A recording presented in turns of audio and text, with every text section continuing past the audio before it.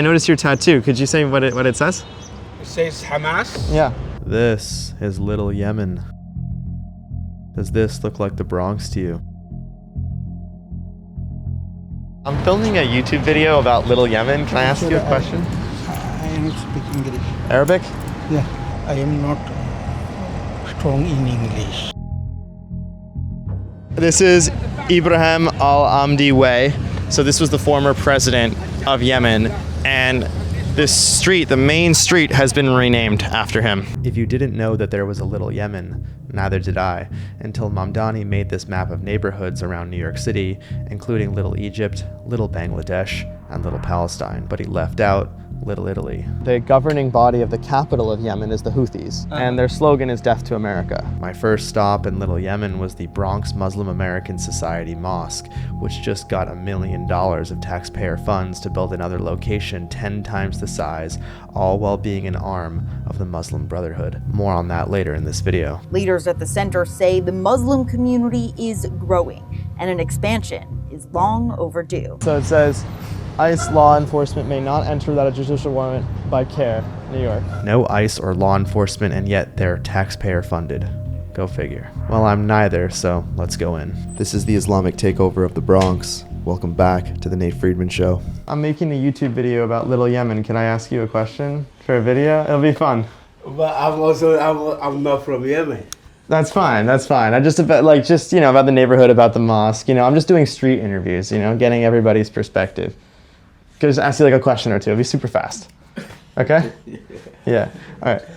No, it's okay. We can do it here. I just came back from the UK, and someone said to me, "Inshallah, Islam will take over the West." What is your thought on that? Would you like to see Islam take over the West? Well, I pray for that. You pray for that. And wonderful. Inshallah, if it happened that way, yeah, it's all gonna be good. Yeah. Because it's only one God. Right? Yes. So everybody must. Yeah. And for when Islam takes over the West, would you like to see Sharia law be instilled? Sharia law is like say Quran law. But if you say Sharia law, it's like something. Yeah, no, exactly. It's like ooh, Sharia law. Right. But I've read the Quran. And I was wondering, one of the things it says in the Quran is that, a woman's testimony is worth half of a man's. Have you heard that? Like her, yeah. Okay. Would you like to see that be implemented into the laws in the United States? Women's law, if it's implemented in the United States, I think it's also gonna help. If Sharia law is implemented? If Sharia law, the one you say Sharia law is. Because that's part of Sharia law. No, yes, it is. It is. It is. Yeah. But if you call it that way, people think different something. Can you get the Quran out of my bag? It's in the main pocket. I'll ask you a question. So this is a Quran, yeah? Okay. So here's one. 434. And if you sense ill conduct from your women, advise them first. If they persist, do not share their beds. But if they still persist, then strike them. Is that something that you support? If your wife is acting up, that you can strike her? If your wife is, not acting correctly, she's not behaving herself, is it okay to strike her? Well, you have to consult those who are ahead of you, like the imams, right? Yes. You talk to them, this is what is happening between me and my wife. Okay. So they will bring in the law of the Quran as is being said. In that way, they will be advising you, and then they will advise her to find out who is on the right path. So if the imam says you can strike your wife, then he'll strike his wife. I asked the same question in the UK, and there they said it's okay to strike your wife. So in the US, the rhetoric may be dialed down a bit, but still, no condemnation for domestic violence. Next up, I was curious about his vision for the whole world becoming Muslim. That would include all women wearing hijabs, right? So if you want the whole world to become Muslim, then you would like to see the whole, all women wearing a hijab. That's all married women wearing hijab. No, not just married women. Would you like to take a look? We've got chapter 33, verse 59. O prophet, ask your wives, daughters, and believing women to draw their cloaks over their bodies. In the way it is to cover the whole thing. In this way, it is more likely that they will be recognized as virtuous and not be harassed. This talks about daughters. It's not just about wives. Not only wives. Yes, everybody. Everybody. And not to be harassed. So you support that, right? I support that. Yeah, okay. And you want the whole world and the whole West to become Muslim. Yes. All right, there you have it. This event you're seeing was organized by the Bronx Muslim American Society, the same org that owns this mosque. This is what he wants your child's school to become. Before leaving the mosque, I saw photos and plans for their new 32,000 square feet mosque that they're building right across the street. So what will they teach at this new mosque? If it's the same things that they're teaching at this one, it's to mock Christianity.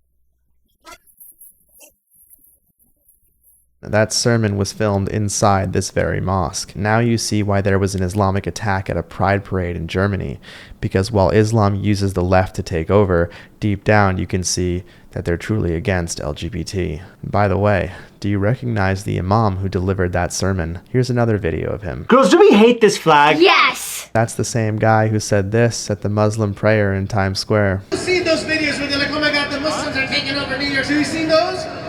You seen those? Let them know that we are taking over New York City.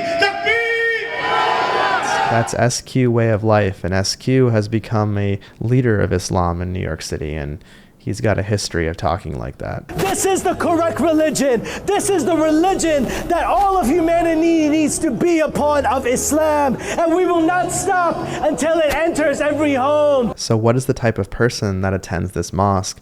We've already spoken to one of them, but wait until you see this. When I stepped outside the mosque to do more interviews, this happened.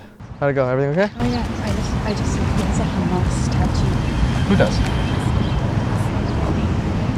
Hey. Yes. How you doing?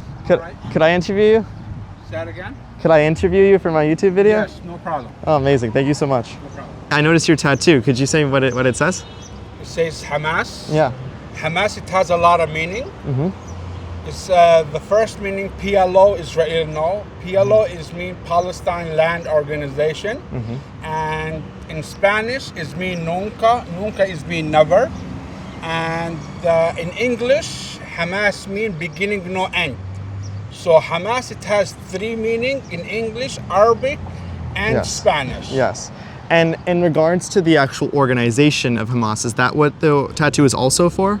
I'm not part of Hamas. I just love them. And the FBI did the investigation, and they told me it's freedom of speech. Yeah. Don't get involved with politics, and don't do anything bad.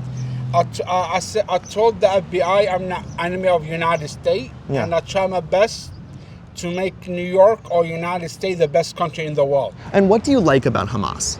I like about Hamas. I like everything about Hamas. Hamas, they have freedom in many ways, happiness in many ways, rights in many ways, privacy in many ways, comfortable in many ways, happiness in many ways, the best life, the best lifestyle. Is a lot of positive things about Hamas. It's not one thing. Mm-hmm. It's not one thing. So it's unlimited. Hamas or unlimited of happiness, unlimited of freedom, unlimited of privacy. Hamas is so many positive things about Hamas. Let me ask you, so if a Hamas member lost their home in Palestine, would you like to see them given visas to enter the United States? Yes. If Hamas came to United States, they have a chance to be somebody. I preferred Hamas to come to United States, and they don't have to be part of the government. They don't have to be a gang member. They don't have to be part of the government. They don't have to be in a gang member. like regular people live their life, normal life. So what about like something like the borough president of the Bronx, for example? Would you like to see a Hamas member become the Bronx borough president? Listen, Yeah. I told you, if Hamas want to come to United States, they don't have to be part of the government. No, I know. That's why I asked, because I If they first... became part of the government, it would be much better. Okay. If they because like what I say earlier, people do not know their rights. People they don't know what they're doing. They don't know what they're saying. They're not educated. So if Hamas come to United States or be part of the government, is better for United States people. It's better for American people. You know what I'm saying? And why is it better for the American way of life to have Hamas as the government? Okay, American people abuse each other for fun, hurt each other for fun, kill each other for fun. If Hamas come to United States, they will stop that. They will stop the crime. They will stop the crime, and they will stop all bad things that happen in the United States. People, they're not gonna like it in the beginning, but later on they're gonna realize that Hamas is the best people in the world, the best government in the world. But I've seen videos of Hamas where they striking people, they're beating them when they're not members of Hamas. You know, they're trying to... Those people are snitches. They're part of the Palestinian. They're part of Palestinian government, and they snitch. They're bad people. They want Hamas. They have power to kill them, but they don't want to kill them. They just give them a punishment. Do not come back to Hamas. Just a little beating. Don't bother Hamas. Do not get involved with Hamas. Do you pray at this mosque? Yes. Okay. I've been praying over here for 20 years. Okay. And we grew up together. Everybody in the mosque, we grew up together. We best friends. We like each other. We care about each other. We respect each other. We love each other. And it's all about peace. So when a person be in peace and he live in peace, he own freedom. When he own freedom, he have successful life. Absolutely. The thing is, sometimes I will see them blocking roads. What do you think about blocking roads just to pray? You're right. I called the mayor. I called the mayor 311. And I told him it's a storage company 2 blocks down. I told the mayor I wanted to destroy the storage company and build a free parking lot for the community. Like that, we control traffic, and everybody have a good day and everybody have a happy day. Some people, they don't have enough money to buy food. Some people is poor. And I called the mayor. I called the mayor for Times Square in Manhattan. I want... you call the mayor a lot. Yes, correct. Because I want New York to be a happy place. Me too. In many ways. Freedom, happiness, privacy, everything. A lot of people go to Times Square for a good time. Okay? I want to close the movie theater in Times Square on 42nd Street and make it public bathroom and give free Gatorade water and free chicken hot dog for the people in Times Square. Let's do it. Yes, because a lot of people go to Times Square for holidays, New Year, good time, happy time. So we have to support those people how to have a good day. You know what I'm saying? You want to turn Times Square into a public bathroom? No, not Times Square to a public bathroom.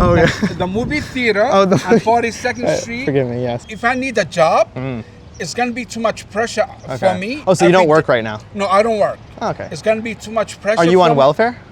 Yes. Okay. It's going to be too much pressure for me every day, full time, every week, and every day, every week, every month, every year, a job. It's going to be too much pressure for me, and I cannot handle that. Now is where it gets even crazier. The mosque that this man with a Hamas tattoo goes to, the one we were just inside of, was given $1 million of taxpayer money from Congressman Richie Torres. Richie Torres personally selected the Bronx Muslim Center as one of the local projects he wanted Congress to fund. A quick question. Can I ask you... He doesn't really understand English. Oh, do you speak English? I speak. I mean, I know the administrators of this mosque on a personal level. Okay. And this mosque came out in 1998. It was a small congregation of Palestinians under a basement, and that's how it started. And over the years, more immigrants started moving in from Yemen, from all across the Middle East, South Asia, even, believe it or not, Albania and Kosovo, and even Eastern European Muslims. Right. He's right. It all started in 1998 from Palestinians in a basement. Then they bought a house at 702 Rhinelander Avenue and turned it into a mosque. In 2013, they bought 2 more houses and the lot between them. 4 years later, in May of 2017, get this, Community Board 11 was trying to get zoning relief for this new mosque. They wanted it approved. And sitting on the board was a new member, Yahya Obeid, who just happened to be the outreach director for the Bronx Muslim Center, the same organization seeking approval. He was appointed to the board the same year they filed the application. If that's not a conflict of interest, I don't know what is. 3 months later, the mosque got approval. What came out the other side was a 4-story, 32,000 square foot complex 10 times larger than the original center, designed to serve crowds of roughly 2,000 people. When I was speaking to these men outside the mosque, I had the idea to ask them if they would support a Sharia law ban. Now, America was built on freedom, and Sharia is the opposite of freedom. So let's hear what they say. Would you sign a petition that says no Sharia law in New York City? Would you sign that? Okay, what's the definition of Sharia to you? To me, Sharia law is following the Islamic text. So what it says in the Quran, what it says in the Hadith becomes law of the land. Why are we jumping to talking about stuff that could be against the Constitution, where we are in a country that we're supposed to obey that Constitution, right? So you would support a ban on Sharia law? No, that's not my answer. Interesting that you won't support a ban. Yes. What will you say if people vote for Sharia law? Will you be against it? Yes. Okay, you'll be, but what will you be against it? You didn't understand the question. I know. I'm not really sure. I have to see what Sharia law. Okay. Because that's smart. So he won't support a ban on Sharia. Do you think that that's the same as supporting it? Since these people outside the mosque are being cagey about their answers, let's uncover more of the truth behind this place. The parent organization of the Bronx Muslim Center is the Muslim American Society. In 2012, a convicted terrorist named Abrahuman Alamudi, a man convicted in an al-Qaeda plot to assassinate the Saudi crown prince, testified under oath in a Virginia courtroom and said it flatly: everybody knows that the Muslim American Society is the Muslim Brotherhood. And MAS traces directly back to the Brotherhood's internal 1991 explanatory memorandum. It was entered as evidence in the Holy Land Foundation terrorism financing trial. Now, that document describes the Brotherhood's mission in America as a civilization jihadist process aimed at eliminating and destroying the Western civilization from within. The Muslim Brotherhood believes Western society should be governed by Sharia law. In a federal terrorism case, MAS stepped in to support the defendant's appeal. In response, U.S. prosecutors told the Fourth Circuit that MAS was founded as the overt arm of the Muslim Brotherhood in America. And here they are with Mamdani. In fact, Mamdani spoke at the same podium as SQ did when he made fun of Christians, saying that they're jealous of Muslims. The MAS New York leadership includes Abdullah Akil, Director of Advocacy at MAS, and a lead organizer for Within Our Lifetime, who calls for another October 7th. We did not act enough. We acted enough. If we acted enough. The headline behind me would read, Gaza has been liberated. So our work is not done. We must show up. Stronger than we did the first October 7th. Louder than we did the first October 7th. To make it clear that we are not going anywhere. We will keep fighting. MAS's New York's executive director and its political director are both on Mamdani's transition team, helping fill City Hall posts. Now Mamdani's got a 26% chance to be Times Person of the Year. How about that? In January, a Muslim American Society Brooklyn fundraiser sold pins backing Hamas, Hezbollah, and the PFLP. They've taken $265,000 in council money since 2023, and they sold pins of Yahya Sinwar, the man who orchestrated October 7th, which killed 1,200 people, including 46 American citizens. The city gave them our money anyway. Something that's quite interesting is that Richie Torres, the congressman who gave $1 million for this mosque to be built, is gay, and yet I spoke to people inside the mosque that say, inshallah, Sharia will take over the West. And at that same podium, SQ was saying that the Jews and Christians are jealous of Muslims because they let in gay people. So he's giving money to people who actively hate him and his way of life. Now, if you can believe it, it still gets worse. In April 2019, a video went viral of children at a Muslim American Society event in Philadelphia singing about beheading infidels. الهدى ونقدم الأرواح دون تواني وسنضرب الآناق عن أجسادهم ونحرر الأقصى الحزين العاري ونقود جيش الله منجز وعده ونسومهم سوء العذاب القاني. Members of Congress, after seeing that, called for a federal investigation into MAS after that. Congressman Richie Torres handed the Bronx branch $1 million anyway and later defended it, saying, "I emphatically reject any attempt to equate the congregates of the Bronx Muslim Center with Hamas." The thing is, Dr. Hamoud al-Sili is an imam who often speaks at the Bronx Muslim Center, and he's publicly praised Ahmed Yassin, the founder of Hamas. And he also separately advocates for stoning adulterers to death, urging his followers to be glad that fighting in the Middle East stirs jihad in the souls of Muslims, which terrifies the West. So how do people from the Bronx actually feel about this mosque? I saw these guys hanging out next to the new location of the mosque being built, and I asked them. Yo, what's going on, guys? How are you? I think that shit may be $30, bro. I got a question for you. He's streaming. No, I'm not streaming. It's not live. What are you looking for? I'm learning about this neighborhood, Little Yemen. This is Little Yemen. This is, yes. And there's a big mosque being built there.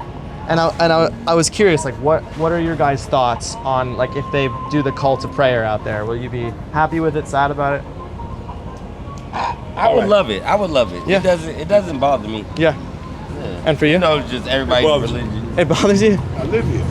And so you don't want to be woken up to the call to prayer? It's not the point. The point is that they park on the sidewalks, they park everywhere.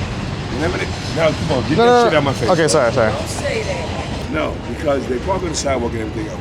If you go around the corner and go down, that's where they usually do their prayer. That whole sidewalk, they put their mats down, this and that, and they make prayer. But they're going to buy out this whole block. Weird. So, are you saying that they pray on the sidewalks? Yes. They do? Yes, right around the corner. On the sidewalk? Yes, they put their mats out there, take their sneakers off, and bump their head. Yeah, they do that. Okay. But did they stop doing that after this? Because I know they have a mosque there. Right, they got a big hall. Mm-hmm. And they do their thing, bro. Are you hoping that this mosque, when it's finished, that they won't make a difference? They'll still pray. They'll still pray outside. No, once that gets open, they're gonna have like 3 floors.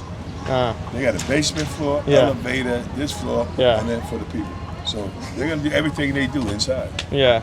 Are you worried about like Sharia law and that kind of stuff? I don't even know what the fuck you said. Yeah, fuck that. Let me tell you something, man. As far as I'm concerned, what they're gonna do, it's not too bad. What they're gonna do at the end of the day, because none of y'all look like y'all Islam or anything. All y'all look white as a motherfucker. Mm-hmm. All right. So what's gonna pop off? What's gonna pop off? They're gonna buy everybody out of here. Yeah. And they're gonna have this whole hood. That's why it's called Little Yemen. Yeah. Oh man. Interesting. What do you mean interesting? I'm telling you what's going on. It is interesting because most people don't say that. Most people. I keep it real. When I was leaving Little Yemen, I was sitting in the back seat just seeing how close all of this was from Manhattan. It read a 15-minute drive. Now, do the people here really know what's happening? It looks like a completely different country here, and yet it's the same city. A man with a Hamas tattoo goes to a mosque just 40 minutes away from where the towers fell, and he says that everyone in the mosque are friends, including him with a Hamas tattoo. Some people pray for Sharia law here, others refuse to ban it, but one thing is for sure. If this continues in the way that it is, we will lose our country. This is the greatest country in the world, and we're blessed to live here. Let us never forget that. Thank you for watching this episode of The Nate Friedman Show. If you want to know how New York City is being taken over by socialism, and check out this video. In the video, I spoke to a member of the Democrat Socialists of America, and he outlines exactly how he convinces people to be socialists. Check it out. I'll see you there.